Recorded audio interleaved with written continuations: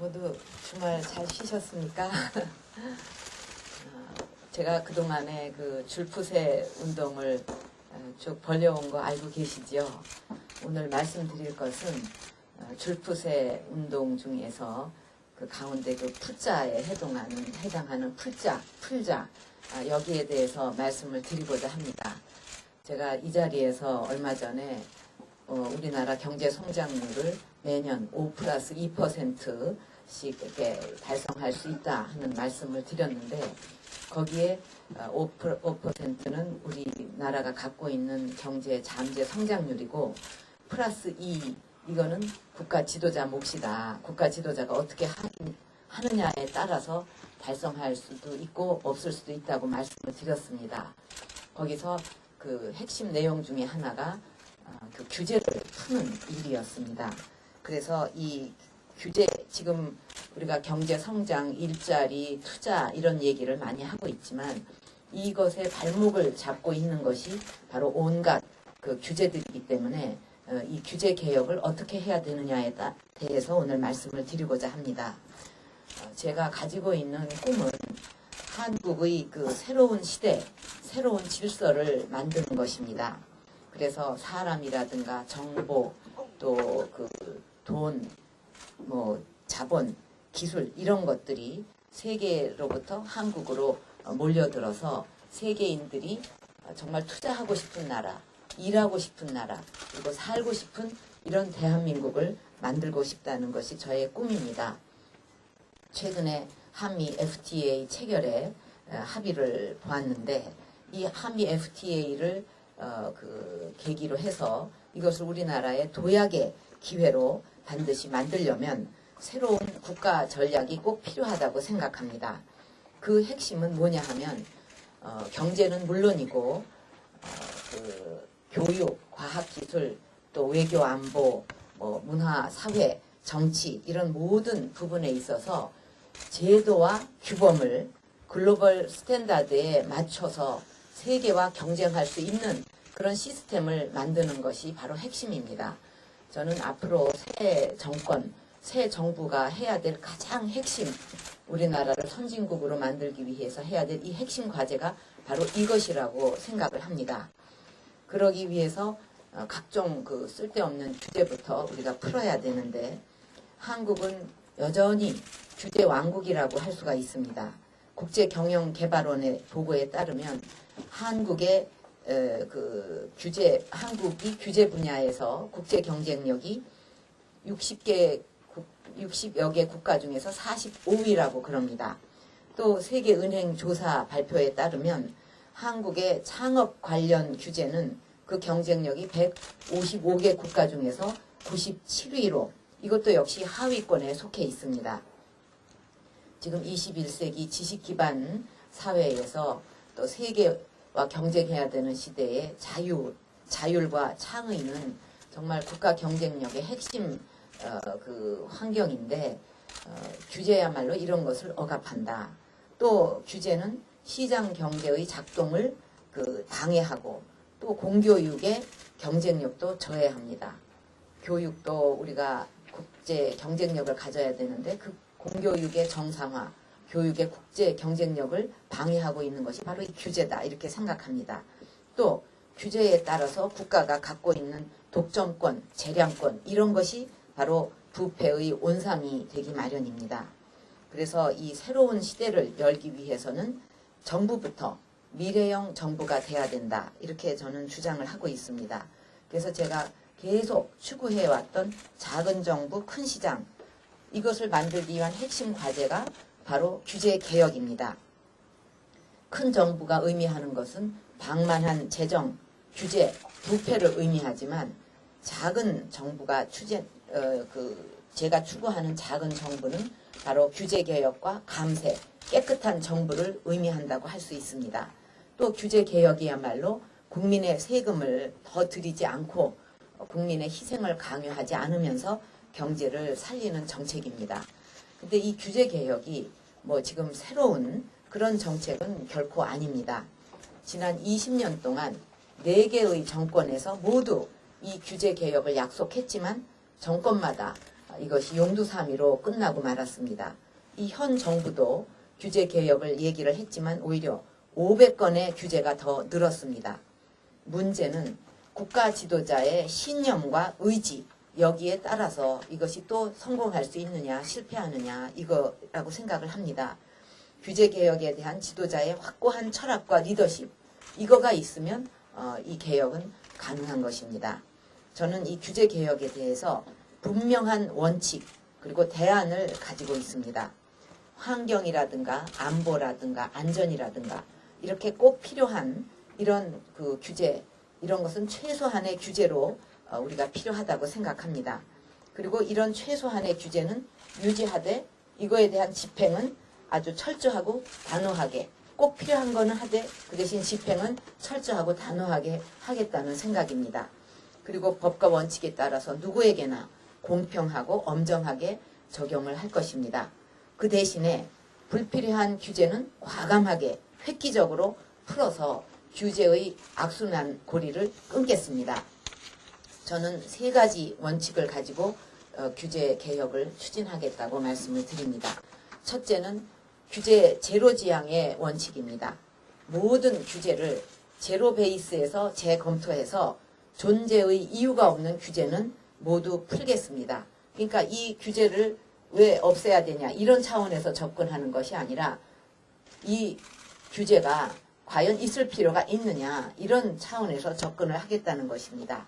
그래서 원칙 자유 그리고 예외 규제의 네거티브 시스템을 도입해서 존재 타당성을 입증하지 못하는 규제는 다 풀겠다 이렇게 그 생각을 가지고 있습니다. 또 시한이 되면 규제를 자동 폐기하는 규제 일몰제라든가 또 규제의 총량을 획기적으로 줄이는 규제 총량제를 제대로 실시하겠습니다. 2번째 원칙은 글로벌 스탠다드와 역차별 해소의 원칙입니다. 글로벌 시대에는 세계적으로 통하지 않는 규제로는 우리가 살아남을 수가 없습니다. 그래서 모든 규제는 글로벌 스탠다드, 국제적 기준에 따르고 또 국내 기업에 대한 역차별 규제, 이런 것은 과감하게 풀겠습니다. 3번째 강조하는 것은 지방 분권을 위한 과감한 권한 이양의 그 원칙입니다. 그래서 중앙정부의 그 규제 권한을 갖다가 과감하게 지방에다가 이양을 해서 지방 분권을 실현하고 또 지역 발전을 촉진하겠습니다. 지방도 이제 세계와 경쟁을 해야 됩니다. 그러니까 스스로 어떻게 하면 세계적 경쟁력을 키울 수 있겠느냐 하는 생존 전략을 스스로가 지방정부가 키울 수 있도록 중앙정부가 독점해온 이런 규제 권한을 지방에다가 주겠다는 뜻입니다. 이런 원칙에 따라서 규제개혁의 7대 핵심 과제를 추진하겠습니다. 첫 번째로는 농지나 산지 이런 데의 규제, 그리고 그린벨트는 친환경적이면서 주변 여건과 맞는 이용과 개발이 가능하도록 단계적으로 풀어서 국토를 더 넓게 쓰고 또 농민들에게도 혜택이 가도록 하겠습니다. 우리 국토는 다 아시다시피 대부분이 산지입니다. 그나마 평지는 또 대부분 농지로 용도를 규제하고 있어서 실제로 개발이 가능한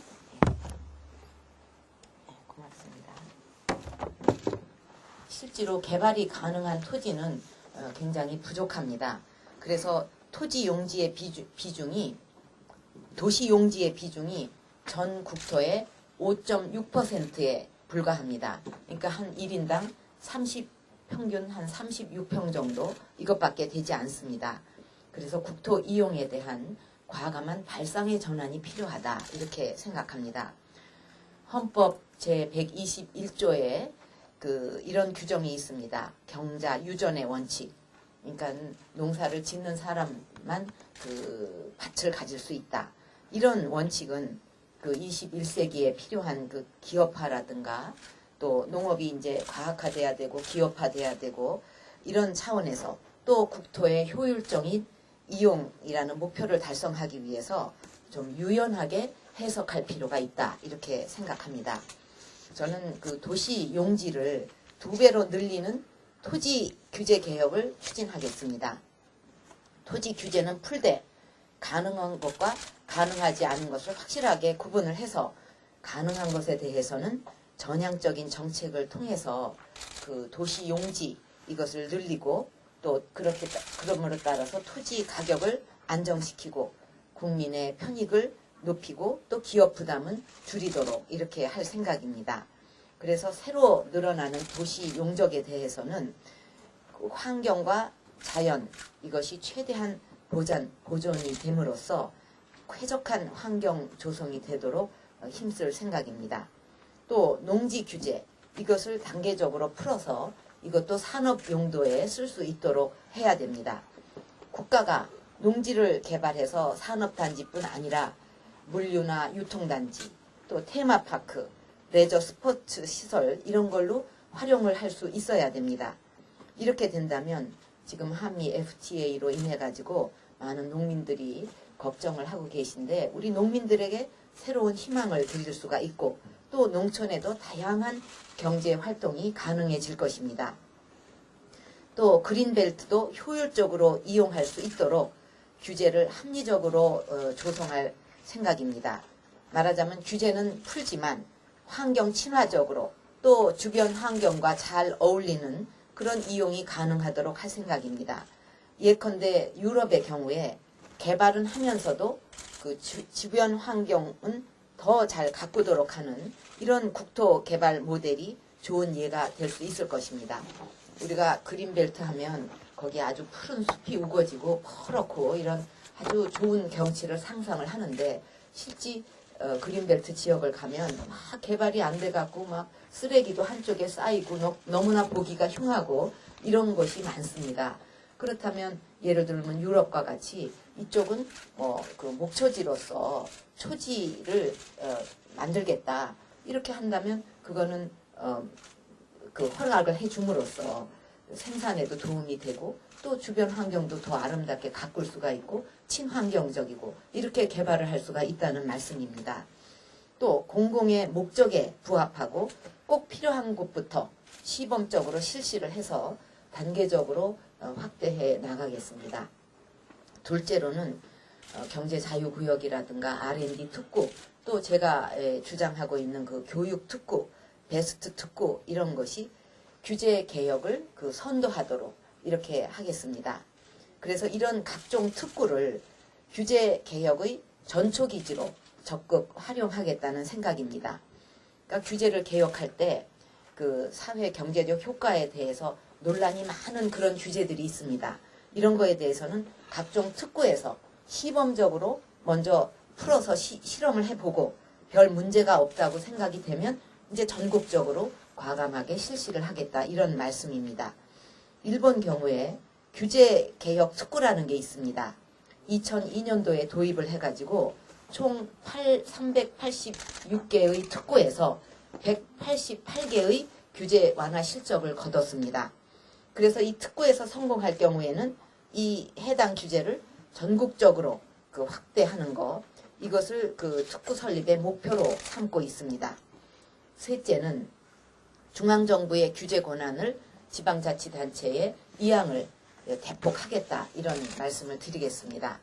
중앙정부가 그 규제 권한을 독점할 것이 아니라 국가 발전과 국민 안전을 위해서 꼭 필요한 규제만 중앙정부가 가지고 있으면 됩니다.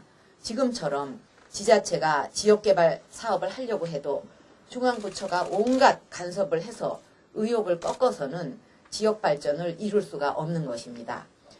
제가 한 가지 예를 아주 실감나는 예를 한 가지 드리겠습니다. 지금 그 조선 산업이 30년 만에 아주 호황입니다. 우리나라는 그 조선에 있어서 굉장히 경쟁력이 많지 않습니까? 1위에서 뭐 한 6위까지가 전부 우리나라에서 나오는데 이렇게 되기 때문에 조선 소가 아주 그 수주 물량이 엄청 많이 늘었습니다. 그렇다면 이것을 더 많이 만들어서 빨리 그 외국에 수출할 수 있는 기회를 줘야 됩니다. 그래서 어느 지방자치단체가 우리 이 땅에 좀 공장을 좀 설립해 달라 이렇게 얘기를 했더니 그 조선소가 와가지고 조선사가 와가지고 땅을 그럼 지금 빨리 달라. 공장 부지를 달라. 그러면 여기다가 설립을 하겠다. 이렇게 얘기했는데 워낙 중앙에 규제가 많아가지고 이 평가를 다 거치려면 아무리 짧게 잡아도 1년 6개월이 걸린다는 것입니다. 1년 6개월 후에 부지를 주겠다 하니까 그러면 좋은 시절 다 갈 거 아니겠습니까? 그래서 그 조선소가 중국으로 가버렸어요. 만약에 물론 이런 그 뭐 예비 타당성 조사니 뭐 이런 환경 평가라든가 이런 것은 그 재정 누수를 막기 위해서 필요하다고 생각합니다. 그러나 이것도 좀 어느 정도 그 융통성을 가져야지 그 이렇게 그 지방에서 산업단지를 개발해서 지금 당장 필요한데 이런 환경 평가 거친다. 그러면 봄, 여름, 가을, 겨울 다 지나야 됩니다. 1년 거치죠. 거기다 뭐 또 문화재가 어떻게 나오면 이거 다 동의 받아야 된다 그래갖고 또 이거는 언제 그 동의를 받을지 모르고 기약 없이 기다려야 되고 그러는 사이에 그 세월은 다 가고 또 공장을 만들 그 시기를 다 놓치게 됩니다. 이제 제가 말씀드리는 것은 이런 차원에서 좀 융통성 있게 하고 지방에 그 권한을 많이 이양해야 된다는 말씀을 드리는 것입니다. 또 지자체가 지역의 발전 전략 또 지역 특화 산업을 기획하고 추진할 수 있도록 규제 권한을 그 이양을 하겠습니다. 또 지자체가 자율적으로 이 선택을 해서 규제를 폐지할 수 있도록 하겠습니다. 지난번에 제가 그 교육에 대해서 말씀을 드릴 때 이 고교 평준화 문제도 각 그 광역 단체별로 이 스스로 과연 이 고교 평준화를 찬성하느냐 반대하느냐 이것을 주민이 스스로 자율적으로 결정하도록 하는 것이 좋겠다는 말씀을 드린 것과 맥을 같이 하는 얘기입니다. 그래서 전국에 거쳐서 획일적인 규제를 할 것이 아니라 지방자치 선진국의 그 차등적 조건부적 규제 제도를 우리도 도입을 해서 주민 스스로 이 자율성과 역량에 바탕을 둔 자율적 규제 제도를 이루도록 이렇게 하겠습니다. 네 번째는 서비스 산업 규제를 제조업 수준으로 개혁하고 개방하겠다는 것입니다. 서비스 산업이야말로 일자리 창출의 주역이고 또 앞으로 우리나라의 성장을 주도할 산업인데 지금 너무 이 규제가 많습니다. 그래서 이 국내 서비스 산업은 제조업이나 또 외국인에 비해서 그 역차별을 받고 있는 이런 부분을 과감하게 제거하겠다는 것입니다. 관광이나 호텔이나 레저 같은 이런 서비스 산업이 뭐 수도, 전기요금, 또 지가, 부담금, 세금 이런 거에서 제조업에 비해서 차별적 규제를 받지 않도록 하겠습니다. 또 교육과 의료 산업에 있어서도 불필요한 규제를 철폐해서 경쟁력을 높여나가도록 할 것입니다. 금융규제 이것도 글로벌 스탠다드 수준으로 정비해서 우리나라가 지금 10위권의 경제 규모를 갖고 있는데 이런 경제 규모에 걸맞는 선진 금융 시스템을 갖추도록 하겠다는 것입니다. 다섯 번째는 글로벌 기준에 맞지 않거나 또 국내 기업을 역차별하는 규제는 없애겠다. 그래서 투자를 촉진하겠다는 것입니다. 각종 특구에서 국내 기업 또 국내인을 역차별하는 세금이라든가 규제 이런 것을 개선하겠습니다. 또 지난번에도 제가 주장했듯이 공정거래법의 출자 총액 제한 규제 이거는 빨리 없애야 됩니다. 그리고 출자 문제는 투명한 기업 지배 구조로 해결을 해나가겠습니다. 또 이 금산분리 정책 이것도 정말 대표적인 국내 기업에 대한 역차별인데 이제는 우리 금융산업도 경쟁력을 가질 수 있도록 이런 역차별 규제를 없애야 된다고 생각합니다. 개방의 시대, 세계화의 시대 다 문을 열어놓고 자본도 들어오고 뭐 다 이러는 상황에서 우리 기업만 꽁꽁 묶어놓으면 이게 어떻게 하겠다는 얘기냐. 저는 참 이런 것을 안타깝게 생각을 합니다. 또 창업에 따른 절차와 소요기간, 비용 이런 것도 철저히 검토를 해서 창업 환경을 근본적으로 개혁하겠다는 겁니다. 또 부처별 각종 행정의 어떤 규제, 이런 조사 이런 것도 대폭 줄여서 기업들 부담을 줄여 나가도록 할 것입니다. 또 경영권 보호에 관련된 그 상법 이런 규제도 역시 글로벌 스탠다드에 맞게 정비해서 우리 기업들이 이 경영권을 보호하느라고 기술 투자도 못하고 거기 매달려 갖고 투자도 꺼리고 이러는 일은 없도록 해야 한다고 생각합니다. 여섯 번째로 이 수도권 규제 이것을 완화하고 그 이득으로 지방을 살려나가겠습니다. 글로벌 시대에 이 수도권을 규제를 하면 기업이 지방으로 가는 것이 아니라 그 투자 환경이 더 좋은 외국으로 나가는 것을 막을 길이 없습니다. 그래서 국민적 공감대를 바탕으로 해서 전체 국익에 도움이 되고 또 지방 경제를 살리는 방향에서 수도권 규제를 완화해야 된다고 생각합니다. 수도권 규제는 풀어주고 대신에 수도권 블랙홀에 대응할 수 있는 세계 수준의 경쟁력을 가진 광역 경제 권역별 지역 거점 이것을 육성하고자 합니다. 이것이 바로 수도권과 지방의 갈등을 해소하는 길이라고 생각합니다. 그렇게 한다면 기업이 수도권으로 집중하지 않을 것이고 또 기업의 해외 이전도 크게 감소를 하면서 일자리 창출이라든가 국가 균형 발전도 함께 실현될 수가 있을 것입니다.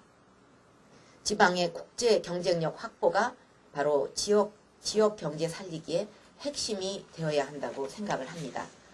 그래서 수도권은 민간 자본이나 외국 자본이 들어오도록 적극 유치를 하고 비수도권 지역은 그 경쟁력을 갖출 때까지 정부가 재정적으로 도와야 한다고 생각합니다.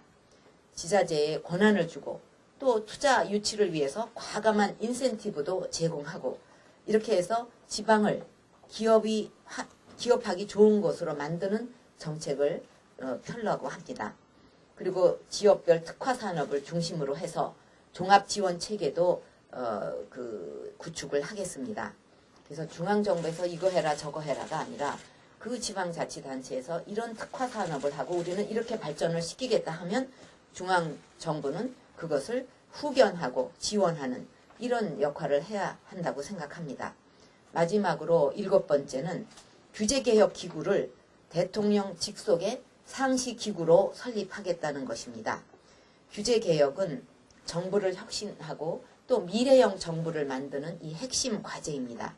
그래서 정부개혁, 규제개혁, 민영화, 감세 이런 그 재정개혁 이런 거는 하나의 틀 속에서 이루어져야 됩니다. 선진국들의 경우에 행정 수반을 직속으로 규제개혁을 추진하고 있습니다. 미국의 경우에는 관리예산처가 있는데 그것은 대통령 소속이고 일본의 규제개혁위원회는 총리 소속이고 영국의 규제심사국은 또 총리 소속으로 규제를 개혁해 왔습니다. 그래서 규제개혁을 핵심적인 국가발전 전략으로 인정을 한다면 대통령 중심제인 우리나라에서는 당연히 규제개혁은 대통령 프로젝트가 되어야 할 것입니다. 대통령 직속의 상시 규제개혁 기구 이것을 설치하겠습니다.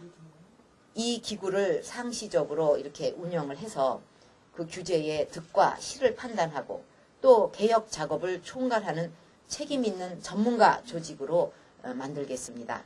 이 기구는 각 부처의 이해관계를 조정하고 또 기득권의 저항을 극복을 하면서 국가 경쟁력을 높이는 차원에서 일하는 조직으로 만들 것입니다. 그래서 지금까지 말씀드린 대로 3원칙 7과제에 충실하게 앞으로 규제 개혁을 추진을 해서 제가 말씀드린 5+2%의 경제 성장 그리고 300만 개의 일자리 창출 그리고 국민소득 3만 달러 시대를 반드시 달성하겠습니다. 감사합니다.